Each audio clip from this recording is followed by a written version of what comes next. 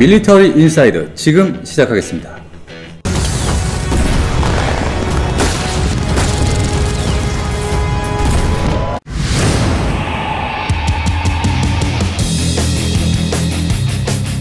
안녕하십니까, 밀리터리 인사이드. 오늘 또 김대영 군사평론가님을 모셨습니다. 안녕하세요. 와, 요새 아주 인기가 아주 그냥 폭등하고 있어요. 구독자분들의 관심 덕분에 관심을 받으며 살고 있습니다. 아, 구독자분들이 네. 비사 맛집 김대영 짱.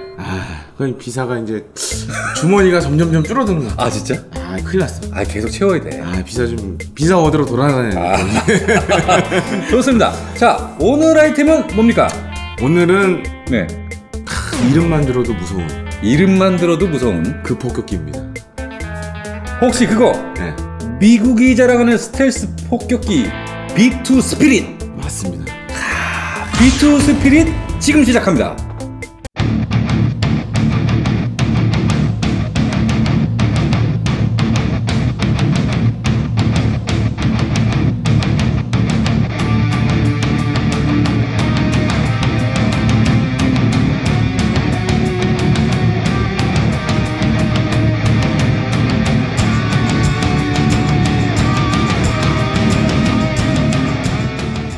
자, 미군의 공습이 시작되면은 네. 언론에서 가장 많이 언급하는 군용기 아닙니까? 그렇습니다. 이제 우리가 그거를 뭐 이런 표현이 맞을 것 같아요. 그러니까 이제 미국이 전쟁을 한다. 그럼 사실 이제 첫날 퍼스트 스트라이크가 굉장히 중요하거든요. 그럼요. 개전 초기에 예. 그런데 사용되는 무기가 몇 가지가 있죠. 그럼요. 네, 그러니까 미 해군은 토마호크 순항 미사일. 그런 별칭이 붙어요. 토마호크 순항 미사일은 예. 전쟁의 신호탄. 먼저 들어가니까 제일 먼저 쏘니까. 야, 전쟁의 신호탄. 그 다음이 B2 폭격기. 미공군은. 미공군은. 네, 물론 이제 F-35가 전력화되고 있으니까 향후 네. 전쟁에서는 F-35도 그런 역할을 맞을 것 같은데. 네네네. 근데 이제 F-35는 이제 작잖아요. 작죠. 근데 B2는 크니까. 어마어마하게 크잖아요. 존재감이 있죠. 근데 미국식 비유지만. 또 미국식. 저게. 문을 부수고 들어가는 전력이라고. 문을 부수고 들어가. 네, 그래서 이제 창끝에 많이 비유를 하거든요. 창끝에? 네, 창끝에 많이 비유를 하는데. 네네네. 그만큼 이 B2 스텔스 폭격기는 네. 적 방공망을 원래 뚫고 들어가서 적의 그야말로 중요 시설물에 폭탄을 투하할 수 있는 능력을 갖춘 전 세계에서 유일무이한 폭격기죠. 왜냐하면 지금 러시아, 중국 같은 경우에 스텔스 폭격기가 없으니까. 네네네. 물론 이제 없죠. 개발을 하고 있는 걸로 이렇게 네. 알려져 있는데. 네. 또 한 가지로는 이제 B2 스텔스 폭격기의 뭐 장점 중에 하나가 네. 재래식 폭격도 하지만 핵. 그러니까 미 폭격기 3대 브라더스 있잖아요. 우리가 이제 B1B도 전에 했지만 B1B 랜서. 랜서. 이제 우리나라에서 죽음의 백조로 불려서 댓글 보니까 엄청 까였더라고. 죽음의 백조는 무슨 죽음의 백조? 그거 누가 한 거예요? 그 죽음의 백조라고? 그냥 우리 언론의 병폐야. 내가 봤을 때 이해는 돼요. 왜냐면 이제 보는 사람들한테 쉽게 설명하기 위해서 한 건데. 그냥 한번 던진 건데. 자기적으로 만든 거지, 그냥. 그 러시아 거를 자꾸 여기다 갖다 붙여가지고. 근데 러시아도 그런 표현을 안 써요, 잘. 그 이제 만든 거야, 그냥. 언론인들이 만든 거야. 근데 그걸 이제 누가 그렇게 불렀느니, 그게 맞느니. 이게 밀덕들 사이에서는 그게 말이 되냐. 원래 별칭이 다 있는데. 네, 랜서인데. 근데 저도 사실 그런 표현을 쓰는 걸 싫어하는데 이해는 돼. 그렇게 안 하면 밀덕이 아닌 다른 일반인들의 입장에서 봤을 때는 인지하기가 인지나 이해가 좀 떨어지거든요. 근데 이거를 저기 댓글 보니까 많은 분들이 그 그 기자님께서 제일 먼저 언론에 그렇게 시작을 했다. 글쎄, 그건 맞나요? 아닌 것 같은데. 아니지 않습니까? 그건 아닌 걸로 알죠. 왜 다들 그렇게 생각하세요? 그러니까 이제 어디서 써서 장사가 되니까 다 따라 쓴 거야, 그냥. 그 중에 이제 얻어 걸린 거지. 얻어 걸린 거야, 그냥. 진짜 유 기자님 이 얘기 들으시면 참 가슴 아프실 것 같아요. 가슴 아프시죠. 아무튼 저는 사실 그래서 저는 사실 B2 폭격기를 실제로 봤거든요. 나도 한번 보고 싶어. 2003년에 영국의 유명한 에어쇼가 2개가 있어요. 판보르 에어쇼가 있고. 근데 이제 판보르 에어쇼는 이거는 이제 어떻게 비즈니스하는 그런 에어쇼고. 거기는. 근데 이제 같은 시기에 그 로열 인터내셔널 에어 타투라고 해서 리아트라고 많이 줄여서 얘기를 하는데 그때 블레이그스도 한번 갔었죠. 전에. 저는 이제 그때 대학생 때였으니까 이제 배낭여행 갔다가 이제 시간이 아다리가 딱 맞아가지고 2003년에 대학생이었어요? 네, 대학생이었어요. 복학해가지고 이제 학교 다닐 때였는데 전 열심히 일했습니다. 네, 그때 제가 그 군사 잡지사 네. 지금 이제 디펜스 타임즈 네. 거기서 일했는데 제가 광고 영업을 했거든요. 아, 디펜스 타임즈면은 바로 그 네. 전설 네, 그분. 안승범 대표님이 계신. 네, 그때 이제 창간 멤버였죠. 그래가지고 그때 이제 제가 광고 영업을 했는데 네. 인센티브 주잖아요. 네. 그걸 모아가지고 네. 그래서 이제 유럽 배낭여행 갔었어요. 디펜스 타임즈에 기고를 해서. 디펜스 타임즈 이제 기자로 활동했으니까 그 기자 하면서 디펜스 타임즈 광고 영업도 좀 했거든요. 그래서 인센티브를 주거든요. 광고 영업을 해오면. 이야. 그래서 이제 그걸 돈을 모아가지고 배낭여행 갔죠. 유럽 배낭여행. 예. 근데 그때 갔을 때 마침 2003년에 리아트랑 맞물렸어. 시기가. 그래서 일행들이랑 같이 가는데 저는 일행이랑 빠져나와서 한 2박 3일 영국에 서 있었어요. 이것 때문에. 아, 그래요? 근데 그때가 2003년 이라크전 있었잖아요. 네네네. 그래서 이라크전 승전 기념 약간 그런 게 있었어. 이벤트가. 와, 그럼 엄청난 에어쇼를 했겠네? 그러니까 이제 챌린저 2 전차, AS90 자주포, 영국 육군 지상 장비도 같이 나왔었어요 그때. 그리고 이제 B2가 그러니까 해외 그러니까 미국에서 하는 에어쇼에는 B2 스피릿이 이게 잠깐씩 나와요. 시범 비행을 하고 예를 들어서 이제 미식 축구 있잖아요. 슈퍼볼. 쇼가 엄청나지 않습니까? 그거 할 때 이게 시작할 때 국가 올리면서 마지막에 B2 스트레스 폭격에서 들어오는 경우가 있어요. 와. 그 대박이다. 유튜브에 보면 영상이 있는데 정말 멋있어. 근데 제가 이 2003년에 이 리아트를 갔을 때 얘가 왔었어. 미국 폭격기 3대 짱이 다 왔었어. 장관을 받겠네. B1B, B52, B2가 다 왔었어요. 와, 형들. 네, 근데 이제 B2는 당시에 전시를 안 했어. 그냥 날아가기만 하고. 전시를 안 하고 오는 건 알았지. 그래서 이제 거기는 좀 에어쇼가 또 미국 같아 또 거기도. 풀밭에 앉아서 막 보고 이러는 거야. 그래요? 맥주 마시고 막 콜라 먹고 이래. 햄버거 팔고 샌드위치 팔고. 이게 알려줘. 시간표에 다 있잖아요. 그래서 야, 오늘 기다리고 있는데 저 활주로에서 저 끝에서 하늘에서 이게 날라오는 거야.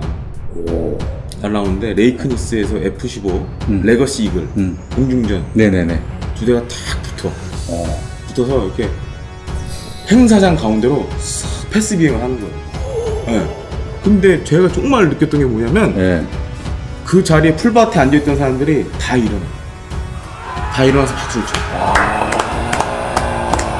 저도 박수 쳤어요. 사진 찍다가 내려놓고 박수 쳤어. 와, 이게 무슨 존경입니까? 아니, 그게 왜 그러냐면 스티븐 스필버그 감독이 만든 영화가 하나 있어요. 미지와의 조. 외계인 나오는 게 있어. 그 외계인과 이 지상에 있는 이 지구인들이 처음 만난 장면이 있어요. 막 띵띵띵띵 하면서 나오는 게 있어요. 아, 그래요? 그러니까 아마 저기 PD님이 찾아서 보여줄 것 같아 나는. 찾아서 지금 나갑니다.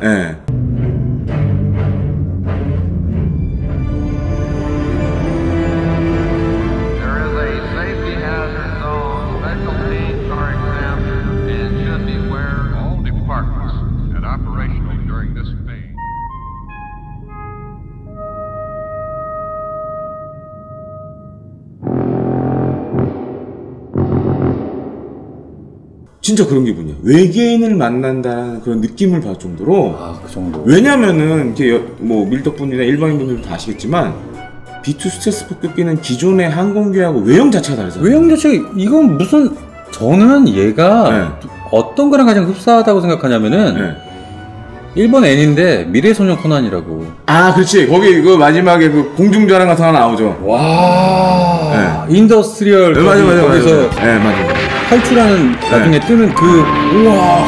근데 걔랑 모양이 거의 흡사한 거야. 비슷하죠. 맞죠? 그래서 이제 딱 들어오는데 사람들이 그러니까 딴짓하는 사람들이 다 이러면서 박수 치더라고. 근데 정말 무슨 UFO가 날아와서 만나는 같은 느낌이 확 들어요 진짜. 보면 실제로 보면 누구나 봐도 그런 느낌 들 것 같아요. 그렇습니다. 그래서 사실 뭐 나중에 혹시 미국 브라더 형이 또 이렇게 아덱스 때 그런 거 한번 또 보여주면 우리 또 이벤트로 끈끈한 한미 동맹을 또 한번 만들어줬으면 하는 그런 바람을 좀 가져봅니다. 아, 좋습니다. 자, 그럼 이 B2 스피릿 이 얘기를 하기 전에 이 얘기부터 들어가야 될 것 같아요. 이 폭격기라는 게 1979년부터 개발이 시작되지 않았습니까? 그 B2가 1979년부터 개발이 시작돼요. B2를 그럼 왜 만들었냐? 이 BOC 폭격기 대체하려고 만든 거예요, 사실. 뭐 우리가 전에 B1B도 했잖아요. 네, 랜서. B1B도 얘기도 하고 그랬는데 네. 79년부터 이 스텔스 기능이 적용된 새로운 폭격기 개발 계획이 시작이 됩니다. 그러니까 79년부터. 네, 그래서 그게 이제 당시에는 ATB, Advanced Technology Bomber라 그래가지고 네네. 선진 기술 폭격기 사업이 이제 시작이 돼요. 네. 그래서 이제 로키드하고 노스롭이죠. 그러니까 지금 어떻게 보면 미국 스텔스의 양대 산맥, 요 회사가 참여의 경쟁을 벌였는데. 네. 81년에 네. 이 노스롭사가 제안한 안이 이 B2로 선정이 돼요. 근데 여기서 약간 비사가 있어요. 아, 자, 비사 맞지 긴 내용 나가신다. 자, 말씀하시죠. 사실 이제 카토 우리가 B1B 하면서 카토 행정부 얘기를 했잖아요. 네네. 이제 카토 행정부 때 사실 이거 시작을 한 거예요. 어떻게 카토 때 이걸 했대? 카토 다 뜯어말렸잖아. 그러니까 카토는. B1B를 안 하려고 했던 이유 중에 하나가 이걸 하고 있으니 이거를 이제 시작을 하니까 네. 굳이 할 필요 없는 거야. B1을 할 필요가 없는 거야. 근데 문제는 네. 당시에 카토 행정부는 이 얘기를 못했어. 왜냐? 극비 사업이거든. 아, 당시에. 네, 극비 사업이었으니까. 근데 막판에는 워낙 저기 미 공화당에서 막 공격을 하니까. 네네네. 아니 너희들은 말이야 지금 냉전이 이런데 왜 B1을 이걸 안 하는 거야? 막 이러면서 공격을 많이 했거든요. 근데 이제 얘기를 하고 싶지. 아, 이거 극비인데 어떻게? 극비도 얘기를 못 하는 거야. 근데 네. 마지막에 흘려. 좀 흘렸구나. 흘렸는데 그게 약발이 없었어. 제대로 안 흘렸어. 네, 그래서 이제 사실 레이건 행정부 때 B1 다시 부활시키고 이제 B1B 만들었는데 레이건 행정부도 알았죠. 이제 들었으니까 이제 네. 얘기했을 거 아니에요. 네. 이런 계획을 진행 중에 있어. 근데 그러면서 이제 어떻게 보면 레이건 행정부가 B1B도 하고 이것도 같이 한 거죠. 그래서 82년부터 네. 본격적인 생산이 시작이 돼요. 오. 근데 이때도 극비였어. 이때도? 아니, 이때도 극비였어. 보안을 굉장히 철저하게 지켰던 사업 중에 하나예요. 근데 이제 88년 11월에 네. 이 B2 폭격기를 이제 세상에 그 존재를 공개를 합니다. 드디어 88년에 공개를. 네. 그래서 88년에 시제기를 보여주면서 네. 그때 스텔스를 다 까요. F-117. 그 다음에 이제 그 스텔스 기술이 적용된 순항 미사일도 있었어. 그때 여러 가지 스텔스 관련된 미공군의 그런 거를 이제 어떻게 보면 이제 과시지. 쇼를 한 거야. 과시를 한 거지. 세상에 알리는 거지. 기자들 우리 이런 다, 거 있어. 기자들 다 불러가지고 네. 크게 행사를 했어요. 네. 그리고 89년 7월에 처음으로 공개적인 시험 비행을 합니다. 야, 이때도 다들 일어나서 박수 쳤겠네. 아, 박수 쳤죠. 그래서 애초에 이 미공군이 B2 폭격기를 132대를 살려고 그랬었어요. B2 폭격기를? 네, 132대. 132대? 네. 근데 제가 알기로는 이 B2 폭격기 한 대가 2조 정도로 제가 알고 있거든요? 그게 이유가 있어요. 근데 132대? 원래 목표는 132대였는데 냉전이 끝났잖아. 아. 그러니까 얘도 좀 운이 없었지. 아. 그래서 국방 예산이 이제 대폭 감축되면서 네. 계속 양이 줄어. 도입량이. 그래서 줄었구나. 그래서 결국에는 예. 21대만 양산해요. 21대. 예. 근데 2009년에 이제 사고로 한 대를 잃어버리면서. 아, 그 2조짜리가 그냥 박살나는 장면 제가 봤습니다. 그러니까 21대로 줄어드니까 예. 가격이 올라간 거예요, 그만큼. 코스트가. 오. 그래서 2조까지 이제 가게 됐는데. 네. 그래서 이제 그런 이유 때문에 어떻게 보면 이제 전 세계에서 가장 비싼 군용기 중에 하나로 알려지고 있죠, 지금. 아, 그러니까 얘 하나 또 그냥 한번 뜨는데도 그 운영비가 어마어마하게 드는 걸로 알고 있는데. 그거 이제 뒤에도 설명을 듣는데. 억대라고 들었는데요? 네, 맞아요. 엄청 비싸요. 한 번 뜨면 억이 네. 그냥 돈을 그냥 쏟아 부으면서 가는 폭격기. 그러니까 어떻게 보면 이제 10,000원짜리를 계속 뿌리고 다니는 거지, 그냥. 10,000원 공중에 뿌리고 다니는 거지, 한번 왔다 갔다 하면. 이렇게 그냥. 아. 자, 그러면 이 B2 폭격기. 예. 이 스텔스의 성능은 과연 어느 정도입니까? 그러니까 뭐, 정확한, 뭐, 대충 이제, 네. 구독자분들은 다 크긴 아실 어느 거예요. 정도 그리고 다들 많이들 알고 계시니까. 크긴 아시는데, 예. 아, 정말 놀랄만한 스텔스 성능을 가지고 있어요. 그게 이게 뭐 사실 자료마다 좀 차이는 있습니다. 근데 이제 이게 B2 폭격기의 경우 이 레이더 반사 면적 요게 제가 본 자료에는 유리구슬 하나 정도라고 이렇게 표현을 하더라고요. 유리구슬 하나. 그러니까 애들 노는 그 유리구슬 있잖아요. 옛날에 가지고 놀던 그렇죠. 그런 사이즈로 나온다는 거예요. 레이더에. 아, 근데 생각해보세요. 크기가 어마어마한데 얘도. 그러니까 뭐 구슬 하나나 뭐 풍뎅이 한 마리 요 정도. 아, 그렇죠. 요 정도 크기로만 잡힌다. 근데 이게 레이더에 그렇다고 해서 그 크기라고 해가지고 안 잡히는 건 아니에요. 그러니까 우리가 이제 착각하는 게 예. 스텔스라면 레이더에 안 보인다 그러는데 네.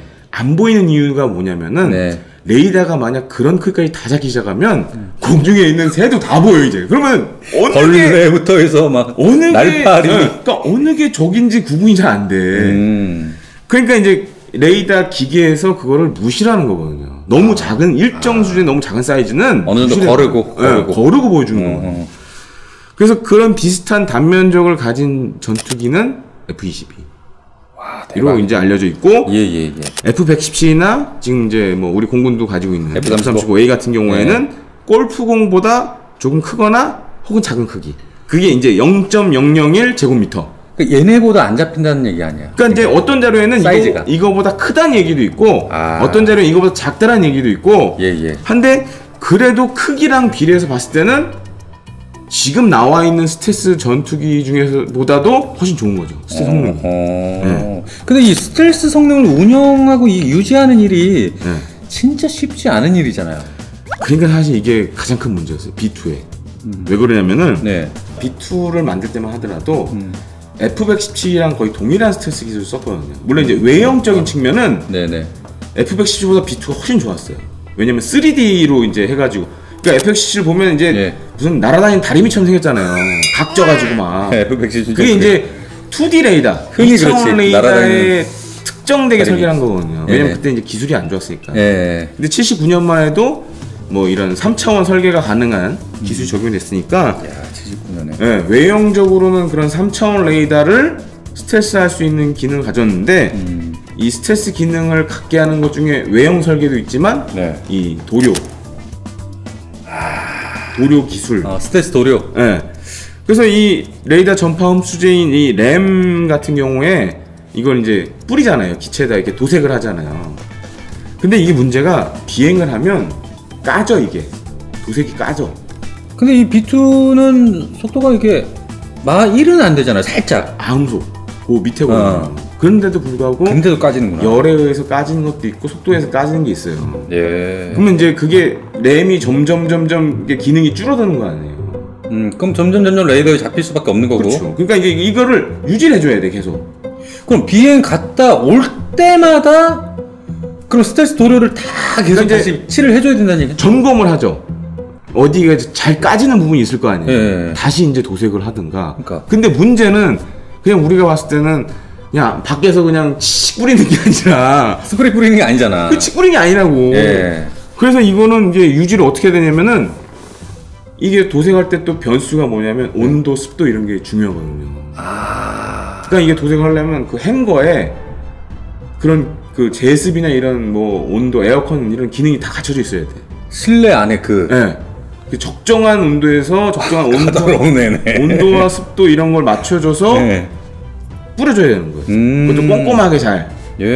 그러다 보니까는 어떤 문제가 생기냐? 그러니까 미 본토에 있는 주기지 외에는 다른 데 가서 작전하면은 문제가 생길 수밖에 없는 거예요. 그러네. 그래서 2003년 뭐 이라크전, 그다음에 그 전에 이제 9.11 테러 나면서 아프간. 그래서 이제 해외에다가 그런 걸 설치를 해놨어. 그리고 이제 B2는 또 무슨 문제가 있냐? 옆으로 길잖아요. 그렇죠. 일반적인 항공 행거에 안 들어가 얘는. 그러니까 별도의 경락권을 만들어줘야 돼. 그래서 이제 그게 만들어진 게 괌.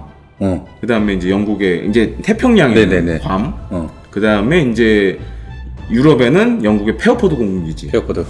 그리고 저 인도양의 디에고 가르시아라고 이제 그 중동에서 폭격기 운용하는 기지가 하나 있어요. 근데 거기는 이제 당시에 급하니까 고정형 시설로 안 만들고 임시 시설로 그런 이제 공조 장치 다 갖춰진 그런 걸 만들어서 했어요. 그것도 돈 엄청나게 들여서 했겠다. 그래서 이제 예를 들어서 이제 당시만 하더라도 요 램 도색이라는 문제가 있으니까 기술이 그때 안 됐으니까. 근데 지금은 F-35 같은 경우에는 일단 이 램 자체가 필름 형태로 돼 있고 지금은 필름 형태를 돼 있고 거기에다 또 코팅을 해. 그래서 F-35 공장을 가보면은 그 로키드 마틴사 관계자가 그걸 들고 와요. 보여줘. 그래서 이게 코팅, 이게 그 필름이 있고 코팅이 돼 있는 그 그걸 가지고 와서 보여줘요. 이게 이렇게 돼 있다고. 이게. 그게 한 이만해. 두께가. 두께가 이만해. 두께가? 네, 두께가 이만해요. 그래서 F-22가 옛날에 어떤 문제가 있었냐면은 랩터가 그걸 사실 처음 적용한 전투기예요. 그러다 보니까 이게 워낙 두껍다 보니 전투기 무게가 늘어나요. 무게가 엄청 늘어날 것 같은데. 그래서 좀 고생을 했어요, 그것 때문에. 원래 그게 없을 때 무게랑 그거 해서 출력 대비 엔진하고 이게 그렇죠. 시스템이 돼 있을 텐데. 근데 이제 이게 이렇게 하면 장점이 뭐냐? 이렇게 도색을 할 필요가 없어. 그렇죠. 도색은 할 필요 없는데.